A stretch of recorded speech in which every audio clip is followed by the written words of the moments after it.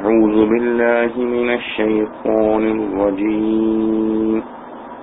بسم الله الرحمن الرحيم وآتوا النساء صدقاتهن نحلة فإن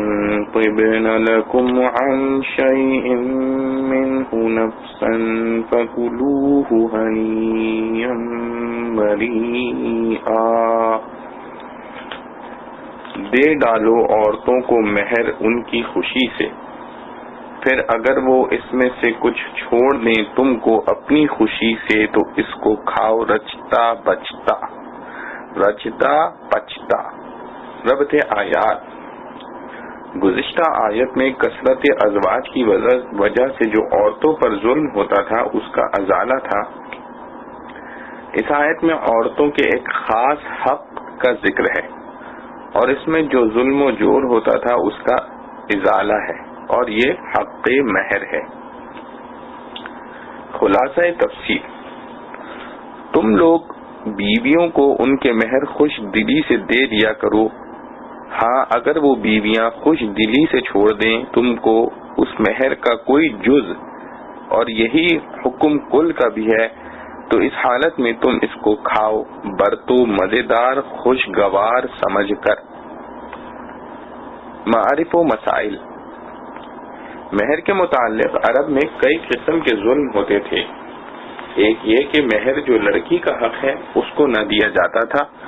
بلکہ لڑکی کے اولیاء شوہر سے وصول کر لیتے تھے، جو سراسر ظلم تھا۔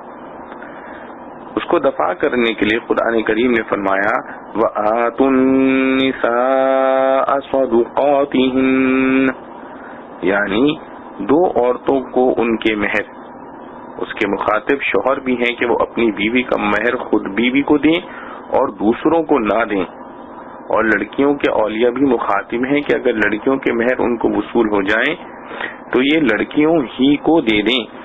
ان کی اجازت کے بغیر اپنے تصرف میں نہ لائیں۔ دوسرا ظلم یہ بھی تھا کہ اگر کبھی کسی کو مہر دینا بھی پڑ گیا تو بہت تلخی کے ساتھ بادل نخواستہ تاوان سمجھ کر دیتے تھے۔ اس ظلم کا ازالہ آیت مذکورہ کے اس لفظ نحلہ سے فرمایا گیا، کیونکہ نحلہ لغت میں اس دین کو کہتے ہیں جو خوش دلی کے ساتھ دیا جائے۔ غرض اس آیت میں یہ تعلیم فرمائی گئی کہ عورتوں کا مہر ایک حق واجب ہے، اس کی ادائیگی ضروری ہے، اور جس طرح تمام حقوق واجبہ کو خوش دلی کے ساتھ ادا کرنا ضروری ہے، اسی طرح مہر کو بھی سمجھنا چاہیے۔ تیسرا ظلم مہر کے بارے میں یہ بھی ہوتا تھا کہ بہت سے شوہر یہ سمجھ کر بھی کہ بیوی ان سے مجبور ہے، مخالفت نہیں کر سکتی، دباؤ ڈال کر ان سے مہر معاف کرا لیتے تھے، جس سے در حقیقت معافی نہ ہوتی تھی، مگر وہ یہ سمجھ کر بے فکر ہو جاتے تھے کہ مہر معاف ہو گیا۔ اس ظلم کے انسداد کے لیے آیت مذکورہ میں ارشاد فرمایا فَإِن طِبْنَ لَكُمْ عَن شَيْءٍ مِّنْهُ نَفْسًا فَكُلُوهُ هَنِيئًا مَرِيئًا، یعنی اگر وہ عورتیں خوش دلی کے ساتھ اپنے مہر کا کوئی حصہ تمہیں دے دیں تو تم اس کو کھا سکتے ہو، تمہارے لیے مبارک ہوگا۔ مطلب یہ ہے کہ جبر و اکراہ اور دباؤ کے ذریعے معافی حاصل کرنا تو کوئی چیز نہیں، اس سے کچھ معاف نہیں ہوتا،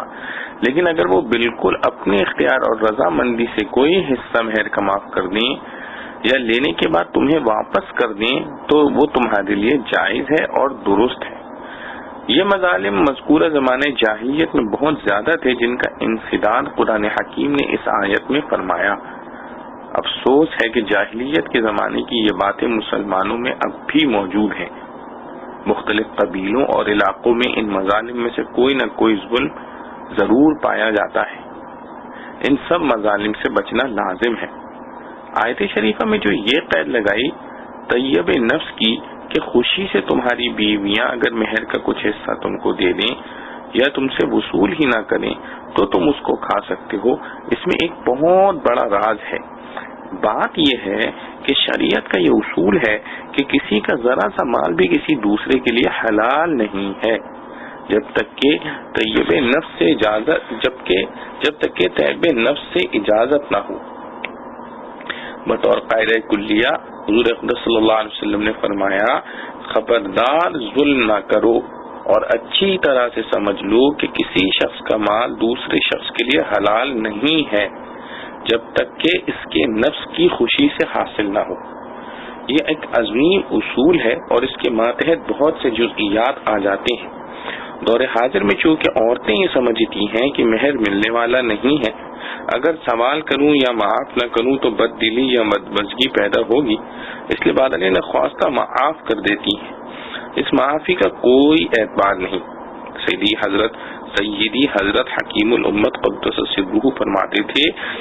کہ صحیح معنی میں تعب نفس سے معاف کرانے کا پتہ اس صورت میں چل سکتا ہے کہ مہر کی رقم بیوی کے حوالے کر دی جائے، اس کے بعد وہ اپنی خوشی سے بغیر کسی دباؤ کے دے دے. یہی تعب نفس بہنوں اور بیویوں کی میراث میں بھی سمجھ لینا چاہیے. اکثر یہ ہوتا ہے کہ ماں یا باپ کے فوت ہو جانے پر لڑکے ہی پورے مال پر قابض ہو جاتے ہیں اور لڑکیوں کو حصہ نہیں دیتے. اگر کسی کو بہت دینداری کا خیال ہوا تو بہنوں سے معافی مانگ لیتا ہے. وہ چونکہ یہ سمجھتی ہیں کہ حصہ کسی حال میں ملنے والا نہیں، اس لیے اپنی مرضی کے خلاف معاف کرنے کو کہہ دیتی ہیں.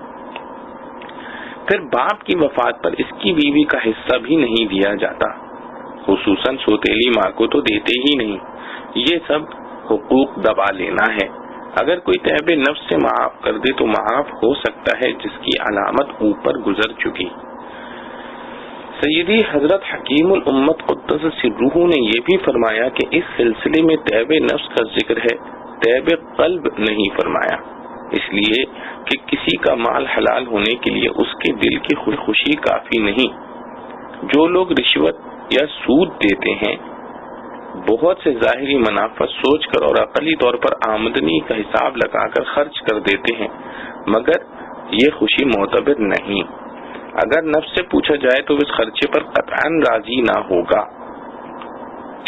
اسی وجہ سے تعب نفس کو فیصل قرار دیا گیا. مساجد و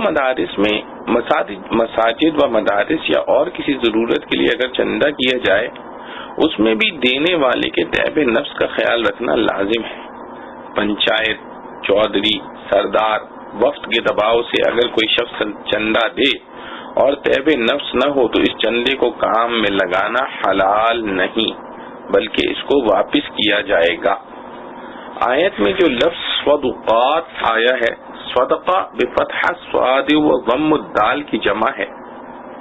صدقات اور صداق عورتوں کے مہر کو کہا جاتا ہے. ملا علی قاری رحمۃ اللہ علیہ مرقات شرح مشکات میں لکھتے ہیں یعنی مہر کو صداق اور صدقہ اس لیے کہتے ہیں کہ صدق کے اس معنی میں سچ کے معنی ہے، اور مہر سے بھی چونکہ شوہر کا اپنی بیوی کی طرف سچا میلان ظاہر ہوتا ہے اس لیے اس مناسبت سے مہر کو صداق کہنے لگے. اور ہنیئن اور مریئن دونوں فاعل کے وزن پر صفت کے الفاظ ہیں. ہنیئن من ہنا وہنو وہنیہ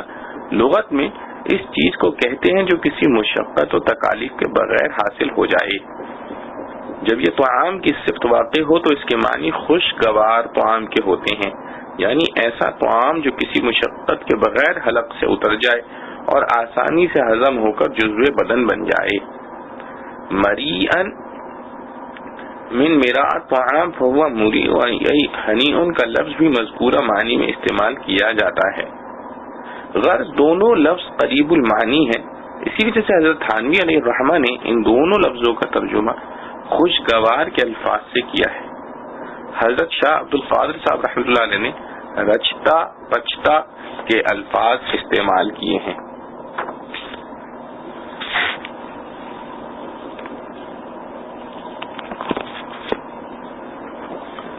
وَلَا تُؤْتُوا السُّفَهَاءَ أَمْوَالَكُمُ الَّتِي جَعَلَ اللَّهُ لَكُمْ قِيَامًا وَارْزُقُوهُمْ فِيهَا وَاكْسُوهُمْ وقولوا لهم قولا معروفا وابتلوا اليتامى حتى إذا بلغوا النكاح فإن آنستم منهم رشدا فادفعوا إليهم أموالهم ولا تأكلوها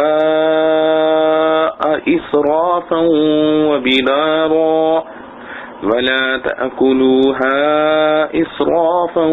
وبدارا أن يكبروا ومن كان غنيا فليستعفف ومن كان فقيرا فليأكل بالمعروف فإذا دفعتم إليهم أموالهم فأشهدوا عليهم وكفى بالله حسيبا۔ اور مت پکڑا دو بے عقلوں کو اپنے وہ مال جن کو بنایا ہے اللہ نے تمہارے گزران کا سبب، اور ان کو اس میں سے کھلاتے اور پہناتے رہو اور کہو ان سے بات معقول، اور سدھارتے رہو یتیموں کو جب تک پہنچے نکاح کی عمر کو، پھر اگر دیکھو ان میں ہوشیاری تو حوالے کر دو ان کے مال ان کا، اور کھا نہ جاؤ یتیموں کا مال ضرورت سے زیادہ اور حاجت سے پہلے کہ یہ بڑے نہ ہو جائیں، اور جس کو حاجت نہ ہو تو مال یتیم سے بچتا رہے، اور جو کوئی محتاج ہو تو کھاوے موافق دستور کے۔ پھر جب ان کے حوالے کرو ان کے مال تو گواہ کر لو اس پر، اور اللہ کافی ہے حساب لینے کو۔ ربط آیات۔ گزشتہ آیات میں یتیموں کے مال ان کو سپرد کر دینے اور عورتوں کے مہر ان کو ادا کرنے کا حکم گزر چکا ہے، جس سے بظاہر یہ مستفاد ہو سکتا ہے کہ یتیموں اور عورتوں کا مال بہرحال ان کے حوالے کر دینا چاہیے، خواہ ان کو معاملات کا سلیقہ بھی نہ ہو اور وہ اموال کی حفاظت پر بھی قادر نہ ہوں۔ اس غلط فہمی کو دور کرنے کے لیے ان آیات میں فرمایا ہے کہ کم عقلوں کو اموال سپرد نہ کرو اور ان کی جانچ کرتے رہو۔ جب اموال کی حفاظت اور ان کے مصارف کی سوجھ بوجھ ان کے اندر محسوس ہونے لگے تو اموال ان کے سپرد کر دو۔ خلاصہ تفسیر، اور اگر یتیم بالغ ہو جائیں جس کا مقتضا مال کا سپرد کر دینا ہے جیسا آگے آتا ہے، لیکن کم عقل ہو تو ان کم عقلوں کو اپنے یعنی ان کے وہ مال مت دو جن کو خدا تعالی نے ایسے کام کا پیدا کیا ہے کہ ان کو تمہارے سب کے لیے مایہ زندگی بنایا ہے۔ مطلب یہ کہ مال قدر کی چیز ہے، ان کو ابھی مت دو کہ بے قدری کر کے اڑا دیں گے، اور ان مالوں میں سے ان کو کھلاتے رہو، پہناتے رہو اور ان سے معقول بات کہتے رہو، یعنی ان کو تسلی کرتے رہو کہ مال تمہارا ہے، تمہاری خیر خواہی کی وجہ سے ابھی تمہارے ہاتھ میں نہیں دیا، ذرا سمجھدار ہو جاؤ گے تو تم ہی کو دے دیا جائے گا۔ اور جب مال سپرد کرنے کے لیے ہوشیاری دیکھنا ضرور ہے تو تم یتیموں کو بالغ ہونے سے پہلے ہوشیاری و تمیزداری کی باتوں میں آزما لیا کرو، کیونکہ بالغ ہونے کا وقت تو سپردگی مال کا وقت ہے، تو آزمائش پہلے سے چاہیے۔ مثلا کچھ سودا سلف اس سے منگا لیا اور دیکھا کہ کیسے سلیقے سے خرید کر لائے، یا کوئی چیز فروخت کی دے دی اور دیکھا کہ اس کو کس طرح فروخت کیا، یہاں تک کہ ان کو آزمایا جائے کہ جب وہ نکاح کی عمر کو پہنچ جاویں یعنی بالغ ہو جاویں، کیونکہ نکاح کی پوری قابلیت بلوغ سے ہوتی ہے، پھر بعد بلوغ و آزمائش اگر ان میں ایک گونا تمیز دیکھو یعنی حفاظت و رعایت، مصالح، مال کا سلیقہ اور انتظام ان میں پاؤ تو ان کے اموال ان کے حوالے کر دو، اور اگر ہنوز سلیقہ یا انتظام نہ معلوم ہو تو چندے اور حوالے نہ کیا جائے، اور ان اموال یتامہ کو ضرورت سے زائد اٹھا کر اور اس خیال سے کہ یہ بالغ ہو جاویں گے پھر ان کو حوالے کرنا پڑے گا، جلدی جلدی اڑا کر مت کھا ڈالو، اور اگر اس طرح نہ اڑا دیں بلکہ تھوڑا کھانا چاہیں تو اس کا حکم یہ ہے کہ جو اس مال سے مستغنی ہو یعنی اس کے پاس بھی بقدر کفایت موجود ہے، وہ صاحب نصاب نہ ہو سو وہ تو اپنے کو بالکل تھوڑا کھانے سے بھی بچائے، اور جو شخص حاجت مند ہو تو وہ مناسب مقدار سے یعنی جس میں حاجت ضروریہ رفع ہو جاویں کھا لے، برت لے، پھر جب بعد وجود شرائط یعنی بلوغ و رشد مذکور کے ان کے اموال ان کے حوالے کرنے لگو تو بہتر ہے کہ ان کے مال ان کو دے دینے پر گواہ بھی کر لیا کرو، شاید کسی وقت کچھ اختلاف واقع ہو تو گواہ کام آویں، اور یوں تو اللہ تعالی ہی حساب لینے والا کافی ہے۔ اگر خیانت نہ کی تو گواہوں کا نہ ہونا بھی مضر نہیں، کیونکہ اصل حساب جن کے متعلق ہے وہ تو اس کی صفائی جانتے ہیں، اور اگر خیانت کی ہے تو گواہوں کا ہونا کوئی نافع نہیں، کیونکہ جن سے حساب کا سابقہ ہے وہ اس کا ملوث ہونا جانتے ہیں۔ صرف ظاہری انتظام کے لیے گواہوں کا ہونا مصلحت ہے۔ معارف و مسائل۔ مال سرمایہ زندگی ہے اور اس کی حفاظت لازمی ہے۔ ان آیات میں ایک طرف تو مال کی اہمیت اور انسانی معاش میں اس کا بڑا دخل ہونا بیان فرما کر اس کی حفاظت کا داعیہ قلوب میں پیدا کیا گیا، دوسری طرف حفاظت اموال کے متعلق ایک عام کوتاہی کی اصلاح فرمائی گئی، وہ یہ کہ بہت سے آدمی طبعی محبت سے مغلوب ہو کر نا تجربے کار نابالغ بچوں اور ناواقف عورتوں کو اپنے اموال حوالے کر دیتے ہیں، جس کا لازمی نتیجہ مال کی بربادی اور بہت جلد افلاس و تنگدستی ہوتی ہے۔ عورتوں، بچوں اور کم عقلوں کو اموال سپرد نہ کیے جائیں۔ مفسر قرآن حضرت عبداللہ بن عباس رضی اللہ عنہما بیان فرماتے ہیں کہ قرآن مجید کی اس آیت میں یہ ہدایت فرمائی کہ اپنا پورا مال کم عقل بچوں اور عورتوں کو سپرد کر کے خود ان کے محتاج نہ بنو، بلکہ اللہ تعالی نے تم کو قوام اور منتظم بنایا ہے۔ تم مال کو خود اپنی حفاظت میں رکھ کر بقدر ضرورت ان کے کھلانے پہنانے پر خرچ کرتے رہو، اور اگر وہ مال کو اپنے قبضے میں لینے کا مطالبہ بھی کریں تو ان کو معقول بات کہہ کر سمجھا دو، جس میں دل شکنی بھی نہ ہو اور مال بھی ضائع نہ ہونے پائے۔ مثلا یہ کہہ دو کہ یہ سب تمہارے ہی لیے رکھا ہے، ذرا تم ہوشیار ہو جاؤ گے تو تمہیں دے دیا جائے گا۔ حضرت عبداللہ بن عباس رضی اللہ عنہ کی اس تفسیر پر آیت کا مفہوم ان سب عورتوں، بچوں اور کم عقل نا تجربے کار لوگوں کو شامل ہے جن کو مال سپرد کر دینے پر مال میں نقصان کا خطرہ ہے، خواہ وہ اپنے بچے ہوں یا یتیم بچے، اور خواہ وہ مال ان بچوں اور یتیموں کا اپنا ہو یا اولیاء کا ہو۔ یہی تفسیر حضرت ابو موسیٰ اشعری رضی اللہ عنہ سے بھی منقول ہے، اور امام تفسیر حافظ طبری رحمۃ اللہ علیہ نے بھی اسی کو اختیار کیا ہے۔ پچھلی اور اگلی آیتوں کا سیاق اگرچہ اس حکم کو بھی یتیم بچوں کے ساتھ مخصوص کرنے کا رجحان پیدا کر سکتا ہے، لیکن الفاظ کا عموم اپنی جگہ ہے جس میں یتیم اور غیر یتیم سب بچے داخل ہیں، اور شاید اس جگہ اموالکم بصیغہ خطاب فرمانے میں یہی حکمت ہو کہ وہ اپنے اعمال کو بھی شامل ہے اور یتیموں کے اموال کو بھی، جب تک ان میں ہوشیاری نہ آئے ان کی ذمہ داری میں ہونے کی وجہ سے گویا انہی کے اموال ہیں، جب تک ان میں ہوشیاری نہ آئے ان کی ذمہ داری میں ہونے کی وجہ سے گویا انہی کے اموال ہیں۔ اور اس سے پہلی آیت میں وَآتُوا الْيَتَامَىٰ أَمْوَالَهُمْ فرما کر اصل حقیقت کو واضح بھی کر دیا گیا ہے کہ یتیموں کے مال انہی کو دینا ہے، جس کے بعد کوئی مغالطہ باقی نہیں رہ سکتا۔ مال کی حفاظت ضروری امر ہے اور اس کو ضائع کرنا گناہ ہے۔ اپنے مال کی حفاظت کرتے ہوئے کوئی شخص مقتول ہو جائے تو شہید ہے، جیسا کہ جان کی حفاظت کرتے ہوئے مقتول ہونے پر شہادت کا اجر موعود ہے۔ حضرت صلی اللہ علیہ وسلم نے فرمایا اپنے مال کی حفاظت کرتے ہوئے جو شخص مقتول ہو جائے وہ شہید ہے، یعنی ثواب کے اعتبار سے شہیدوں میں شمار ہے۔ نیز ارشاد فرمایا نعم بالمال الصالح للرجل الصالح، مشکات صفحہ 326، نیک آدمی کے لیے اس کا اچھا اور پاکیزہ مال بہترین متاع حیات ہے۔ نیز ارشاد فرمایا لا بأس بالغنا لمن اتقى اللہ عز وجل، مشکات صفحہ 451، جو شخص اللہ عز وجل سے ڈرتا ہو اس کی مالداری میں دین کا کوئی حرج نہیں، جو شخص اللہ عز وجل سے ڈرتا ہو اس کی مالداری میں دین کا کوئی حرج نہیں۔ آخر کی ان دونوں حدیثوں میں یہ بات بتائی ہے کہ صالح اور متقی آدمی کا مال پاس رکھنا اس کے حق میں مضر نہیں ہے، کیونکہ ایسا شخص اللہ سے خوف کھاتے ہوئے اپنے مال کو گناہوں میں خرچ کرنے سے بچے گا۔ بہت سے اولیاء اللہ اور صوفیاء زاہدین سے جو مال کی برائی منقول ہے وہ انہی لوگوں کے حق میں ہے جو گناہوں میں خرچ کر کے اپنے کمائے ہوئے مال کو آخرت کے عذاب کا ذریعہ بناتے ہیں. اور چونکہ انسان طبعی طور پر مالدار ہونے کے بعد اسراف اور دیگر معاصی سے محفوظ رہنے کی فکر چھوڑ دیتا ہے،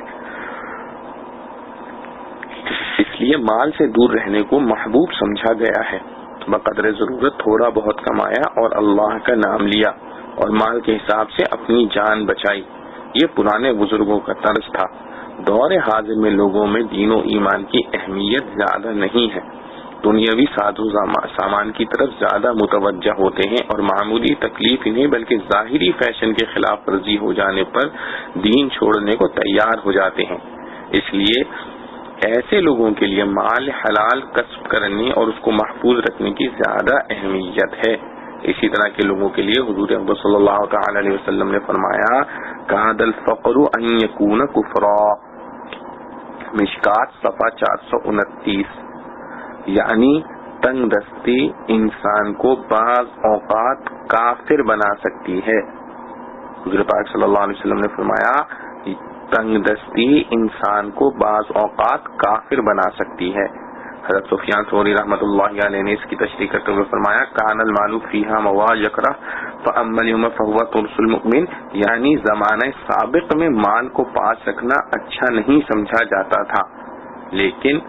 آج یہ مال مومن کی ڈھال ہے. زمانہ سابق میں مال کو پاس رکھنا اچھا نہیں سمجھا جاتا تھا، لیکن آج یہ مال مومن کی ڈھال ہے. نیز انہوں نے فرمایا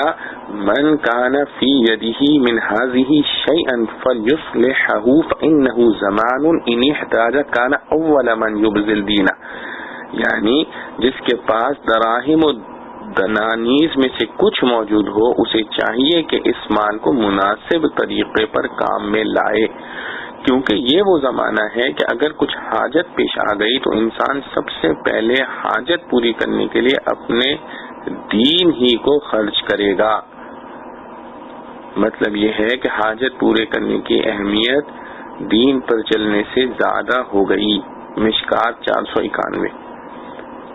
نابالغوں کی سمجھ اور صلاحیت جانچنے کا حکم.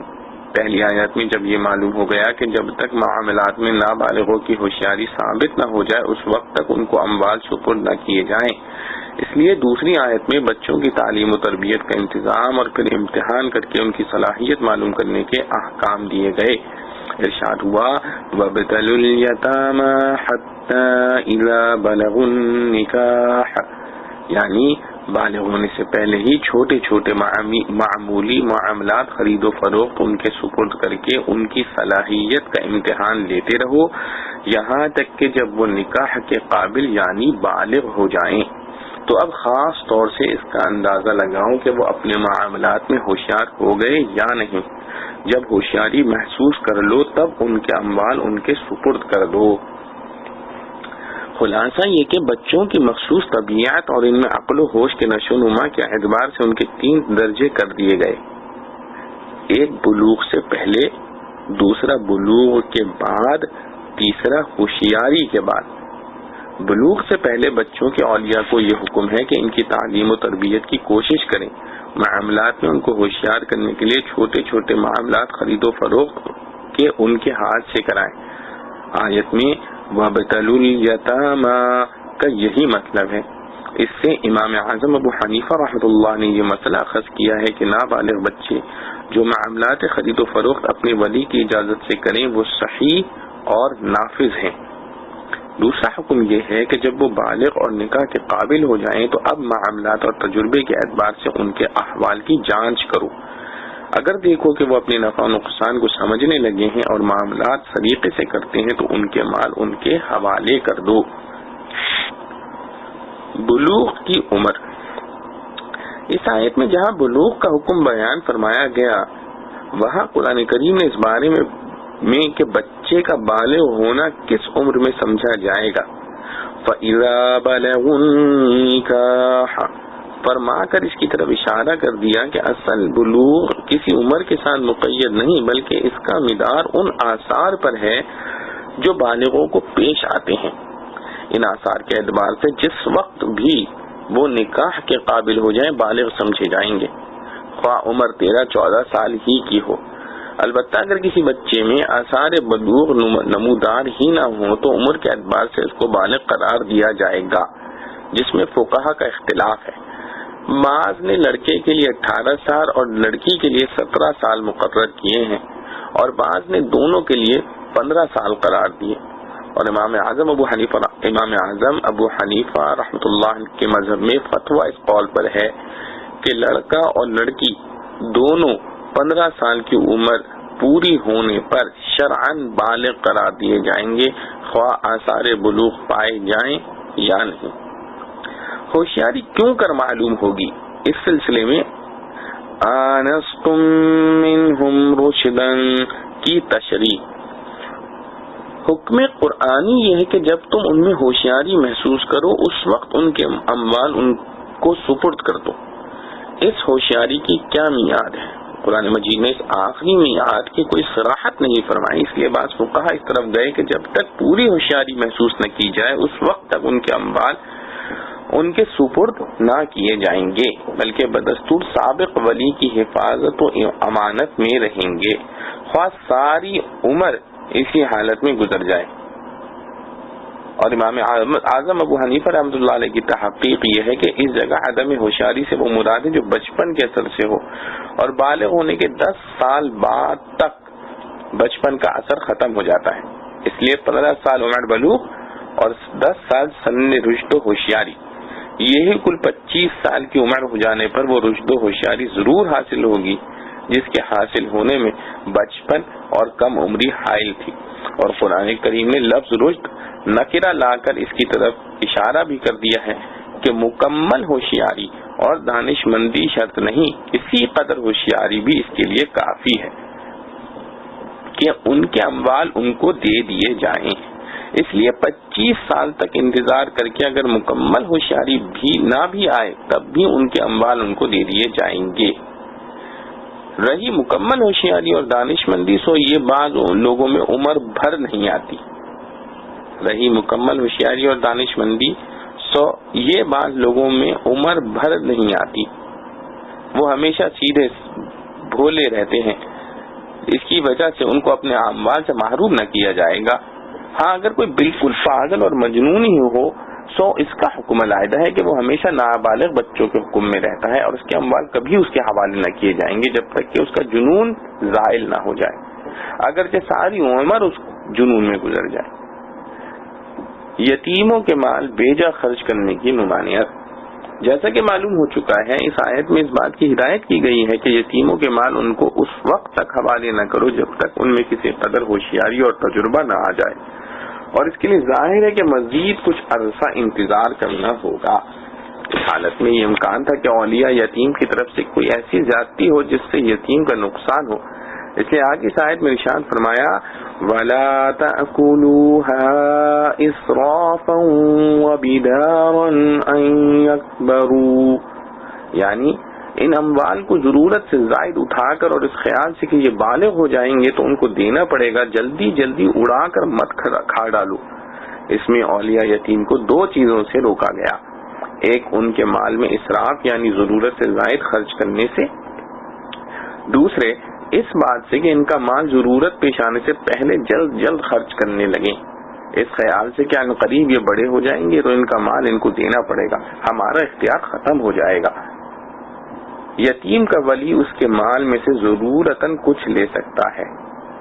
آخر آیت میں اس کا ضابطہ ارشاد فرمایا کہ جو شخص کسی یتیم بچے کی تربیت اور اس کے مال کی حفاظت میں اپنا وقت اور محنت خرچ کرتا ہے، اس کو یہ حق ہے کہ یتیم کے مال میں سے اپنا حق الخدمت کچھ لے لے۔ چنانچہ فرمایا وَمَن كَانَ غَنِيًّا فَلْيَسْتَعْفِفْ، یعنی جو شخص حاجت مند نہ ہو، اپنی ضرورت کا تکفل کسی دوسرے ذریعے سے کرتا ہو، اس کو چاہیے کہ یتیم کے مال میں سے حق الخدمت نہ لیا کرے، کیونکہ یہ خدمت اس کے ذمہ فرض ہے، اس کا معاوضہ لینا جائز نہیں۔ پھر فرمایا وَمَن كَانَ فَقِيرًا فَلْيَأْكُلْ بِالْمَعْرُوفِ، یعنی جو ولی یتیم فقیر محتاج ہو اور دوسرا کوئی ذریعہ معاش نہ رکھتا ہو، وہ یتیم کے مال میں سے ایک مناسب مقدار کھا سکتا ہے جس سے حاجات ضروریہ پوری ہو جائیں۔ مال سپرد کرتے وقت گواہ بنانا، آخر میں ارشاد فرمایا فَإِذَا دَفَعْتُمْ إِلَيْهِمْ أَمْوَالَهُمْ فَأَشْهِدُوا عَلَيْهِمْ وَكَفَى بِاللَّهِ حَسِيبًا، یعنی جب آزمائش کے بعد یتیموں کے اموال ان کے سپرد کرنے لگو تو چند تقویٰ اور نیک لوگوں کو گواہ بنا لیا کرو تاکہ آئندہ کسی نزاع اور جھگڑے کی صورت پیدا نہ ہو، اور یاد رکھو کہ اللہ تعالی کے حساب میں ہر چیز ہے۔ اوقاف اور دوسری ملکی اور ملی خدمات کا معاوضہ، آیت کے سباق سے ایک فقہی ضابطہ اور اصول معلوم ہو گیا کہ جو لوگ اوقاف کے نگران ہیں یا مساجد و مدارس کے منتظم ہیں یا مسلم حکومتوں کے اداروں کے ذمہ دار ہیں یا ایسی ہی دوسری ملکی اور ملی خدمات جن کا انجام دینا فرض کفایہ ہے ان پر معمول ہے، ان حضرات کے لیے بھی اعلیٰ اور افضل یہ ہے کہ اگر اپنے پاس اتنا اثاثہ ہو اور وہ اپنے بچوں کے ضروری اخراجات پورے کر سکتے ہوں تو ان اداروں سے اور حکومت کے بیت المال سے کچھ بھی نہ لیں،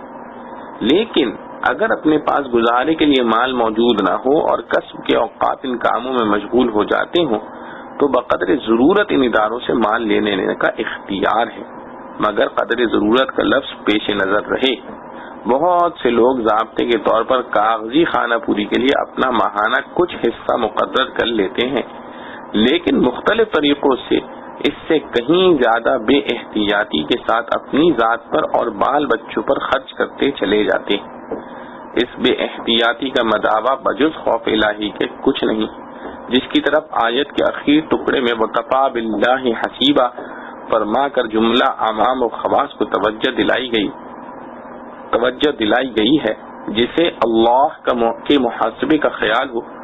وہی ناجائز مال سے بچ سکتا ہے۔ وباللہ التوفیق۔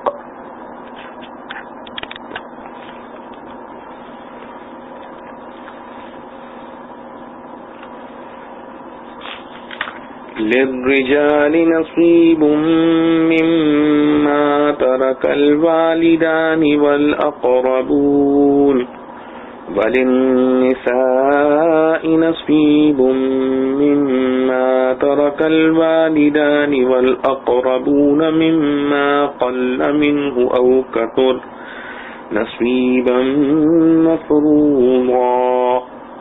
وَإِذَا حَضَرَ الْقِسْمَةَ أُولُو الْقُرْبَى وَالْيَتَامَى وَالْمَسَاكِينُ فَارْزُقُوهُم مِّنْهُ وَقُولُوا لَهُمْ قَوْلًا مَّعْرُوفًا وَلْيَخْشَ الَّذِينَ لَوْ تَرَكُوا مِنْ خَلْفِهِمْ ذُرِّيَّةً ضِعَافًا خَافُوا عَلَيْهِمْ فَلْيَتَّقُوا اللَّهَ وَلْيَقُولُوا قَوْلًا سَدِيدًا إن الذين يأكلون أموال اليتامى ظلما إنما يأكلون في بطونهم نارا وسيصلون سعيرا۔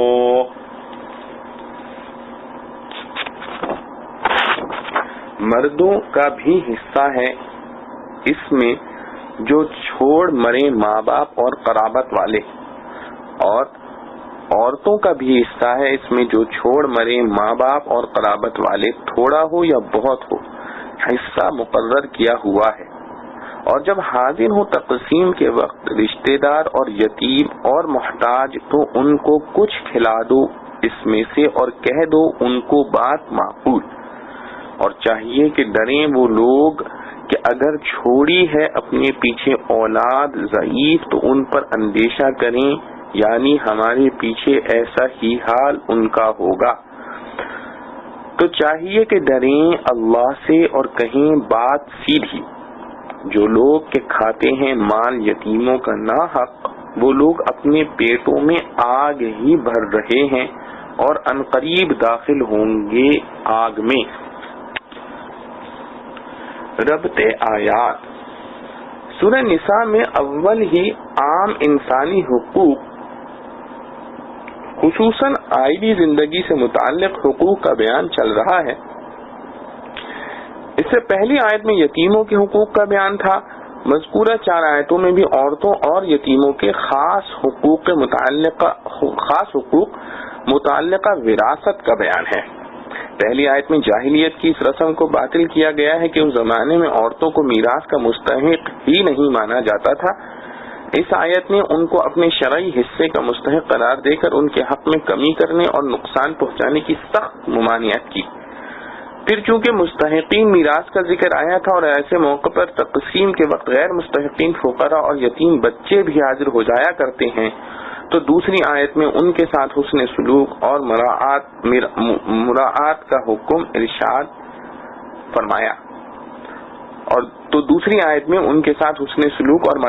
حکم ارشاد فرمایا لیکن یہ حکم وجوبی نہیں بلکہ استجابی ہے. اس کے بعد تیسری اور چوتھی آیت میں بھی احکام یتامہ کے سلسلے میں اسی مضمون کی تاکید ہے. خلاصہ تفصیل، مردوں کے لیے بھی خواہ وہ چھوٹے ہوں یا بڑے حصہ مقرر ہے اس چیز میں سے جس کو ان مردوں کے ماں باپ اور یا دوسرے بہت نزدیک کے قرابت دار اپنے مرنے کے وقت چھوڑ جاویں، اور اسی طرح عورتوں کے لیے بھی خواہ چھوٹی ہوں یا بڑی حصہ مقرر ہے اس چیز میں سے جس کو ان عورتوں کے ماں باپ اور یا دوسرے بہت نزدیک کے قرابت دار اپنے مرنے کے وقت چھوڑ جاویں، خواہ وہ چھوڑی ہوئی چیز قلیل ہو یا کثیر ہو، سب میں سے ملے گا اور حصہ بھی ایسا جو قطعی طور پر مقرر ہے. اور جب وارثوں میں ترکے کے تقسیم ہونے کے وقت یہ لوگ موجود ہوں یعنی دور کے رشتہ دار جن کا میراث میں حق نہیں، اور یتیم اور غریب لوگ، اس توقع سے کہ شاید ہم کو بھی کچھ مل جاوے.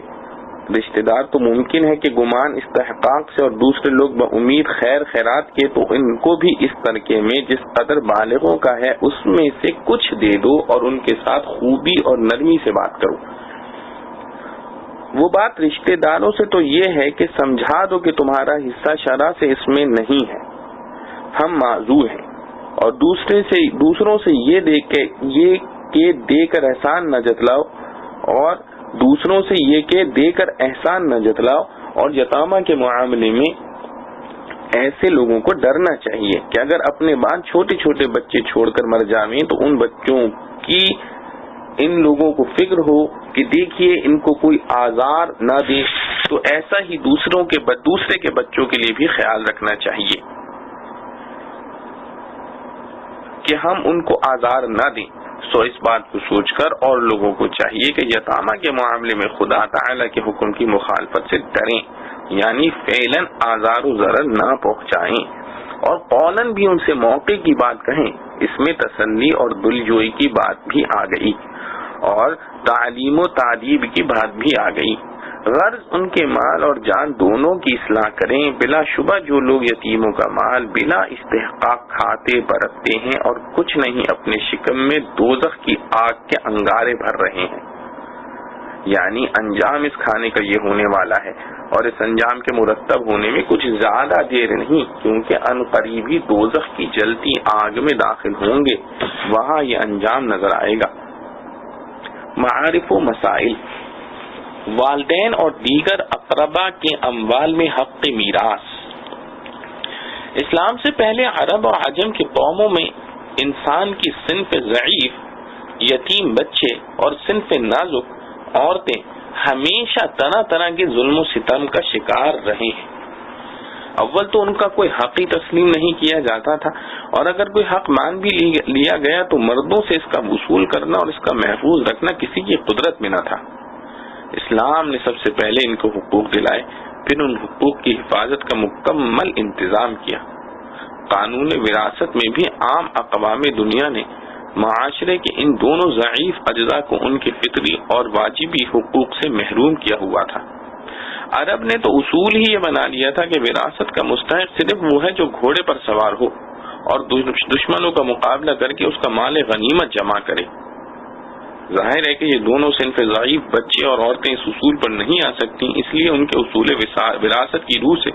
صرف جوان بالغ لڑکا ہی وارث ہو سکتا تھا. لڑکی مطلقاً وارث نہ سمجھی جاتی تھی، خواہ بالغ ہو یا نابالغ، اور لڑکا بھی اگر نابالغ ہوتا تو وہ بھی مستحق وراثت نہ تھا. رسول کریم صلی اللہ علیہ وسلم کے عہد مبارک میں ایک واقعہ پیش آیا کہ اوس بن ثابت رضی اللہ عنہ کا انتقال ہوا اور 2 لڑکیاں، ایک لڑکا نابالغ اور ایک بیوی وارث چھوڑے، مگر عرب کے قدیم دستور کے مطابق ان کے 2 چچازاد بھائیوں نے آ کر مرحوم کے پورے مال پر قبضہ کر لیا اور اولاد اور بیوی میں سے کسی کو کچھ نہ دیا، کیونکہ ان کے نزدیک عورت تو مطلقاً مستحق وارث نہ سمجھی جاتی تھی، خواہ بالغ ہو یا نابالغ۔ اس لیے بیوی اور دونوں لڑکیاں تو یوں محروم ہو گئیں اور لڑکا بوجہ نابالغ ہونے کے محروم کر دیا گیا، لہذا پورے مال کے وارث 2 چچازاد بھائی ہو گئے۔ اوس بن ثابت رضی اللہ عنہ کی بیوہ نے یہ بھی چاہا کہ یہ چچازاد بھائی جو پورے ترکے پر قبضہ کر رہے ہیں تو ان دونوں لڑکیوں سے شادی بھی کر لیں تاکہ ان کی فکر سے فراغت ہو، مگر انہوں نے یہ بھی قبول نہ کیا۔ تب اوس بن ثابت رضی اللہ عنہ کی بیوہ نے رسول کریم صلی اللہ تعالی علیہ وآلہ وسلم سے عرض حال کیا اور اپنی اور اپنے بچوں کی بے کسی اور محرومی کی شکایت کی۔ اس وقت تک چونکہ قرآن حکیم میں آیت میراث نازل نہ ہوئی تھی، اس لیے حضرت صلی اللہ علیہ وسلم نے جواب دینے میں توقف فرمایا۔ آپ صلی اللہ تعالی علیہ وآلہ وسلم کو اطمینان تھا کہ وحی الہی کے ذریعے اس ظالمانہ قانون کو ضرور بدلا جائے گا، چنانچہ اسی وقت یہ آیت نازل ہوئی، للرجال نصیب مما ترک الوالدان والاقربون وللنساء نصیب مما ترک الوالدان والاقربون مما قل منه او كثر نصیبا مفروضا۔ اور اس کے بعد دوسری آیت وراثت نازل ہوئی جس میں حصوں کی تفصیلات ہیں، اور اس سورت کا دوسرا رکوع ان تفصیلات پر مشتمل ہے۔ حضور اکرم صلی اللہ علیہ وسلم نے احکام قرآنی کے مطابق کل ترکہ کا 8واں حصہ بیوی کو دے کر باقی سب مال مرحوم کے لڑکے اور لڑکیوں کو اس طرح تقسیم کر دیا کہ اس کا آدھا لڑکے کو اور آدھے میں دونوں لڑکیاں برابر کی شریک رہیں، اور چچازاد بھائی بمقابلہ اولاد کے چونکہ اقرب نہ تھے اس لیے ان کو محروم کیا گیا۔ روح المعانی۔ استحقاق میراث کا ضابطہ۔ اس آیت نے وراثت کے چند احکام کے ضمن میں قانون وراثت کا ضابطہ بیان فرما دیا ہے۔ مما ترک الوالدان والاقربون۔ ان 2 لفظوں نے وراثت کے 2 بنیادی اصول بتلا دیے، ایک رشتہ ولادت جو اولاد اور ماں باپ کے درمیان ہے اور جس کو لفظ والدان سے بیان کیا گیا ہے، دوسرے عام رشتہ داری جو لفظ اقربون کا مفہوم ہے، اور صحیح یہ ہے کہ لفظ اقربون ہر قسم کی قرابت اور رشتہ داری کو حاوی ہے، خواہ وہ رشتہ باہمی ولادت کا ہو جیسے اولاد اور ماں باپ میں، یا دوسری طرح کا جیسے عام خاندانی رشتوں میں، یا وہ رشتے جو ازدواجی تعلق سے پیدا ہوئے ہیں۔ لفظ اقربون سب پر حاوی ہے، لیکن والدین کو جو ان کی اہمیت کی وجہ سے بطور خاص جدا کر دیا گیا، پھر اس لفظ نے یہ بھی بتلا دیا کہ مطلق رشتہ داری وراثت کے لیے کافی نہیں، بلکہ رشتے میں اقرب ہونا شرط ہے، کیونکہ اگر اقربیت کو معیاری شرط نہ بنایا جائے تو ہر مرنے والے کی وراثت پوری دنیا کی تمام انسانی آبادی پر تقسیم کرنا ضروری ہو جائے گا، کیونکہ سب ایک ماں باپ آدم و حوا علیہ السلام کی اولاد ہیں، دور قریب کا کچھ نہ کچھ رشتہ سب میں موجود ہے، اور یہ اول تو امکان سے باہر ہے، دوسرے اگر کسی طرح کوشش کر کے اس کا انتظام بھی کر بھی لیا جائے تو متروکہ مال جزء لا یتجزا بن کر ہی تقسیم ہو سکے گا، جو کسی کے کام نہ آئے گا۔ اس لیے ضروری ہوا کہ جب وراثت کا مدار رشتہ داری پر ہو تو اصول یہ بنایا جائے کہ اگر نزدیک و دور کے مختلف رشتہ دار جمع ہو تو قریبی رشتہ دار کو بعید پر ترجیح دے کر اقرب کے ہوتے ہوئے ابعد کو حصہ نہ دیا جائے۔ ہاں، اگر کچھ رشتہ دار ایسے ہوں جو بیک وقت سب کے سب اقرب قرار دیے جائیں، اگرچہ وجوہ اقربیت ان میں مختلف ہوں، تو پھر یہ سب مستحق وراثت ہوں گے،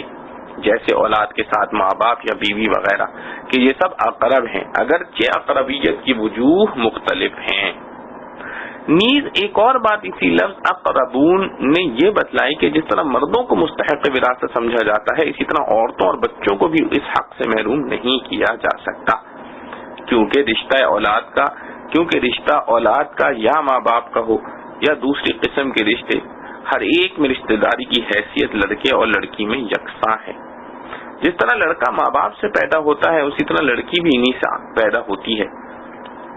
جب حق وراثت کا مدار رشتے پر ہوا تو چھوٹے بچے یا لڑکی کو محروم کرنے کے کوئی معنی نہیں رہتے۔ پھر قرآن کریم کے اسلوب کو دیکھیے کہ للرجال والنساء کو جمع کر کے مختلف لفظوں میں ان کے حق کا بیان ہو سکتا تھا،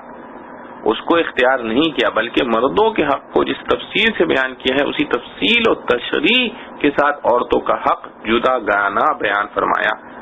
تاکہ دونوں کے حقوق کا مستقل اور اہم ہونا واضح ہو جائے۔ نیز اسی لفظ اقربون سے ایک بات یہ بھی معلوم ہوئی کہ مال وراثت کی تقسیم ضرورت کے معیار سے نہیں بلکہ قرابت کے معیار سے ہے، اس لیے یہ ضروری نہیں کہ رشتہ داروں میں جو زیادہ غریب اور حاجت مند ہو اس کو زیادہ وراثت کا مستحق سمجھا جائے، بلکہ جو میت کے ساتھ رشتے میں قریب تر ہوگا وہ بنسبت بعید کے زیادہ مستحق ہوگا، اگرچہ ضرورت اور حاجت بعید کو زیادہ ہو۔ اور اگر اقربیت کے ضابطے کو چھوڑ کر بعض رشتہ داروں کے محتاج یا نافع ہونے کو معیار بنا لیا جائے تو نہ اس کا ضابطہ بن سکتا ہے اور نہ یہ ایک طے شدہ مستحکم قانون کی شکل اختیار کر سکتا ہے، کیونکہ اقربیت کے علاوہ دوسرا معیار لا محالہ وقتی اجتہادی ہوگا، کیونکہ فقر و حاجت کوئی دائمی چیز نہیں، اس لیے کہ حالات بھی بدلتے رہتے ہیں، درجات بھی۔ ایسی صورت میں استحقاق کے بہت سے دعوے دار نکل آیا کریں گے اور فیصلہ کرنے والوں کو ان کا فیصلہ مشکل ہوگا۔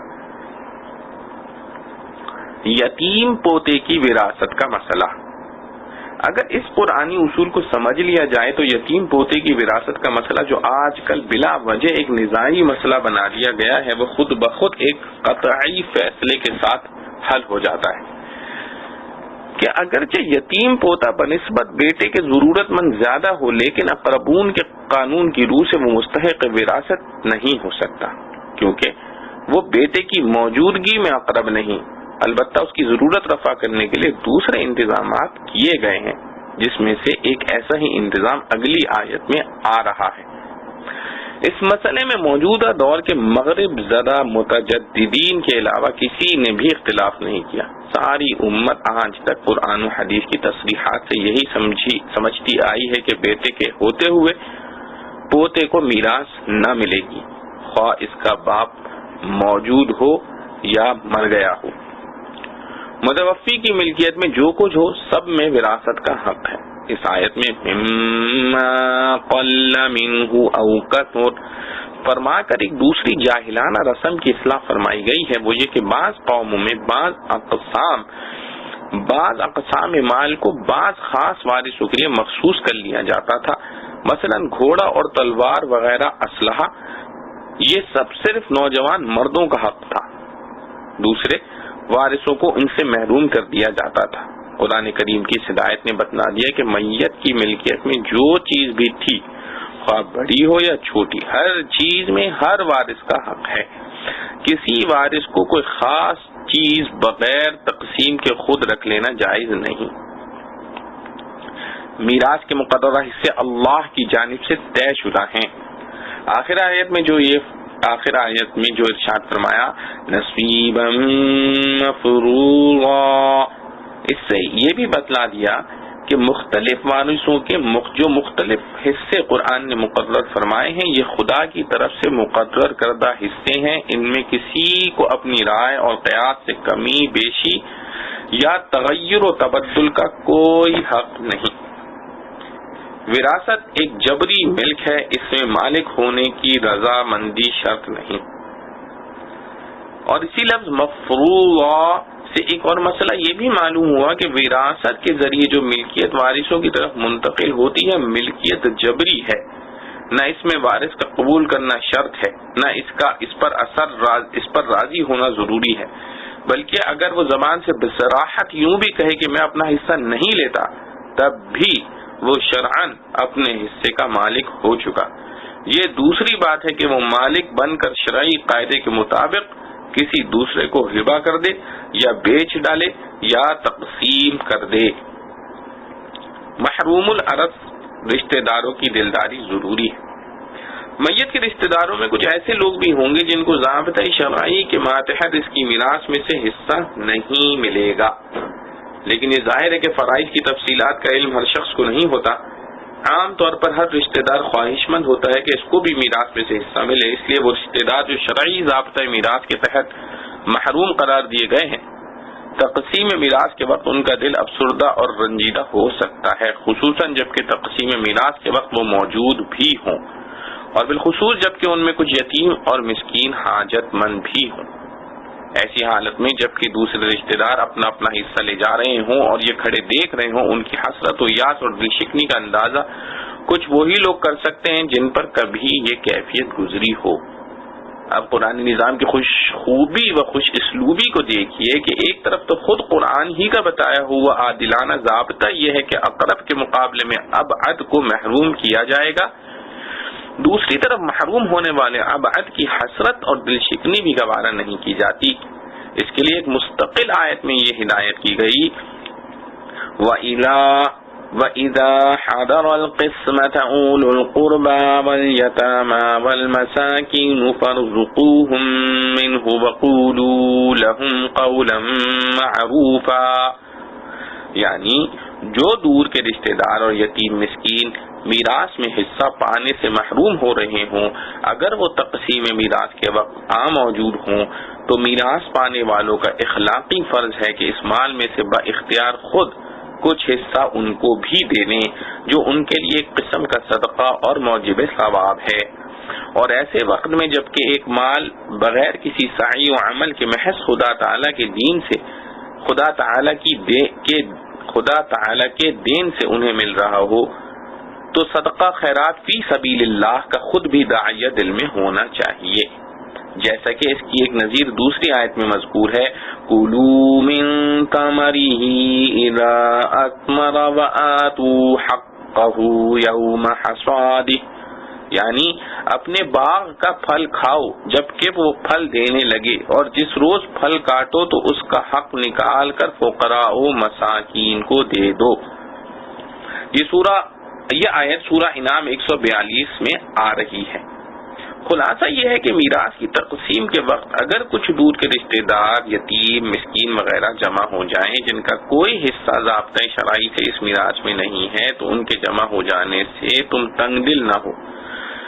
بلکہ جو مال خدا تعالی نے تمہیں بلا محنت عطا فرمایا ہے اس میں سے بطور شکرانہ کچھ عطا کر دو، اور غنیمت جانو کہ خرچ کا ایک اچھا موقع مل رہا ہے۔ اس موقع پر ان لوگوں کو کچھ نہ کچھ دے دینے سے ان دور کے رشتہ داروں کی دل شکنی اور حسرت کا ازالہ ہو جائے گا۔ اس میں مرنے والے کا محروم الارث پوتا بھی آ گیا، اس کے چچاؤں اور پھوپھیوں کو چاہیے کہ اس کو اپنے حصے سے بخوشی کچھ دے دیں۔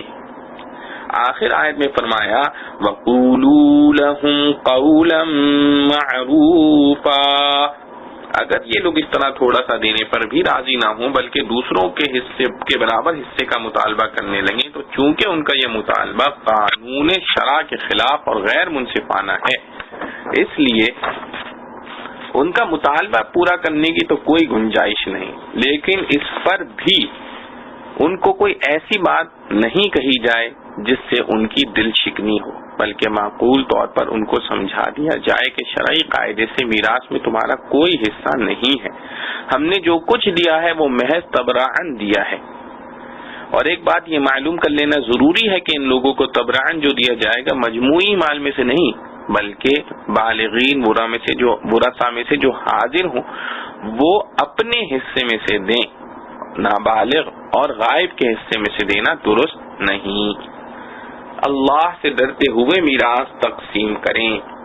تیسری آیت میں عام مسلمانوں کو خطاب عام ہے کہ اس کا پورا اہتمام کریں کہ مرنے والے کا ترکہ اس کی اولاد کو پورا پہنچ جائے، اور ہر ایسے طریقے سے پرہیز کریں جس میں اولاد کے حصے پر کوئی ناگوار اثر پڑتا ہو۔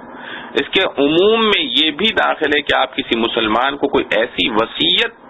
یا تصرف کرتے ہوئے دیکھیں جس سے اس کی اولاد اور دوسرے وارثوں کو نقصان پہنچنے کا خطرہ ہے، تو آپ پر لازم ہے کہ اس کو ایسی وصیت یا ایسے تصرف سے روکیں، جیسا کہ رسول کریم صلی اللہ تعالی علیہ وآلہ وسلم نے حضرت سعد بن ابی وقاص رضی اللہ عنہ کو اپنا پورا مال یا آدھا مال صدقہ کرنے سے روک دیا اور صرف 1/3 مال کو صدقہ کرنے کی اجازت دے دی۔ مشکات باب الوصایا صفحہ 265۔ کیونکہ پورا مال یا آدھا مال صدقہ کر دیا جاتا تو وارثوں کا حصہ ختم یا کم ہو جاتا۔ نیز اس کے عموم میں یہ بھی داخل ہے کہ یتیم بچوں کے اولیاء ان کے مال کی حفاظت اور پھر بالغ ہونے کے بعد ان کو پورا دینے کا بڑا اہتمام کریں، اس میں ادنا کوتاہی کو راہ نہ دیں اور دوسروں کے یتیم بچوں کے حالات کو اپنے بچوں اور اپنی محبت کے ساتھ موازنہ کر کے دیکھیں، اور اگر وہ چاہتے ہیں کہ ان کے بعد ان کی اولاد کے ساتھ لوگ اچھا معاملہ کریں اور وہ پریشان نہ ہوں، کوئی ان پر ظلم نہ کرے، تو ان کو چاہیے کہ دوسرے کی اولاد یتامہ کے ساتھ یہی معاملہ کریں۔ یتیم کا مال ظلمن کھانا پیٹ میں انگارے بھرنا ہے۔ چوتھی آیت میں یتیموں کے مال میں ناجائز تصرف کرنے والوں کے لیے وعید شدید کا بیان کہ جو شخص ناجائز طور پر یتیم کا مال کھاتا ہے وہ اپنے پیٹ میں جہنم کی آگ بھر رہا ہے۔ اس آیت میں یتیم کے مال کو جہنم کی آگ قرار دیا ہے۔ اس آیت میں یتیم کے مال کو جہنم کی آگ قرار دیا ہے۔ بہت سے مفسرین نے اس کو تشبیہ اور کنایہ پر محمول کیا ہے، یعنی یتیموں کا مال نہ کھانا ایسا ہے جیسے کوئی پیٹ میں آگ بھرے، کیونکہ اس کا انجام بالآخر قیامت میں ایسا ہی ہونے والا ہے۔ مگر اہل تحقیق کا قول ہے کہ آیت میں کوئی مجاز اور کنایہ نہیں ہے، بلکہ جو مال یتیم کا ناجائز طریقے سے کھا جائے وہ حقیقت میں آگ ہی ہے، اگرچہ اس وقت اس کی صورت آگ کی معلوم نہ ہوتی ہو۔ جیسے کوئی شخص دیا سلائی کو کہے کہ یہ آگ ہے، یا سنکھیا کو کہے کہ قاتل ہے، تو ظاہر ہے کہ دیا سلائی کو ہاتھ میں لینے سے ہاتھ نہیں جلتا اور سنکھیا کو ہاتھ میں لینے سے بلکہ منہ میں رکھنے سے بھی کوئی آدمی نہیں مرتا۔ البتہ ذرا سی رگڑ کھانے کے بعد معلوم ہوتا ہے کہ جس نے دیا سلائی کو آگ کہا تھا وہ صحیح کہا تھا۔ اسی طرح حلق کے نیچے اترنے کے بعد معلوم ہوتا ہے کہ سنکھیا کو قاتل کہنے والا سچا تھا۔ قرآن کریم کے عام اطلاقات سے بھی اس کی تائید ہوتی ہے کہ انسان جو عمل نیک یا بد کر رہا ہے یہی عمل جنت کے درخت اور پھل پھول ہیں یا جہنم کے انگارے ہیں، اگرچہ ان کی صورت یہاں اور ہے، مگر قیامت کے روز اپنی شکلوں میں متشکل ہو کر سامنے آئیں گی۔ قرآن کریم کا ارشاد ہے وَوَجَدُوا مَا عَمِلُوا حَاضِرًا، یعنی قیامت کے روز وہ اپنے کیے ہوئے کو موجود پائیں گے، یعنی جو عذاب و ثواب ان کو نظر آئے گا وہ حقیقت میں ان کا اپنا عمل ہوگا۔ بعض روایات میں ہے کہ یتیم کا مال نہ حق کھانے والا قیامت کے روز اس حالت میں اٹھایا جائے گا کہ پیٹ کے اندر سے آگ کی لپٹیں اس کے منہ، ناک اور کانوں اور آنکھوں سے نکل رہی ہوں گی۔ اور رسول کریم صلی اللہ علیہ وسلم نے فرمایا کہ ایک قوم قیامت کے روز اس طرح اٹھائی جائے گی کہ ان کے منہ آگ سے بھڑک رہے ہوں گے۔ صحابہ کرام رضوان اللہ علیہ مجمعین نے کہا یا رسول اللہ صلی اللہ تعالی علیہ وآلہ وسلم یہ کون لوگ ہوں گے؟ آپ صلی اللہ تعالی علیہ وآلہ وسلم نے فرمایا کہ کیا تم نے قرآن میں نہیں پڑھا ان الذین یأکلون اموال الیتامی ظلما؟ آیت کے مضمون کا خلاصہ یہ ہوا کہ یتیم کا مال جو ناحق کھایا جائے وہ در حقیقت جہنم کی آگ ہوگی، گو اس وقت اس کا آگ ہونا محسوس نہ ہو۔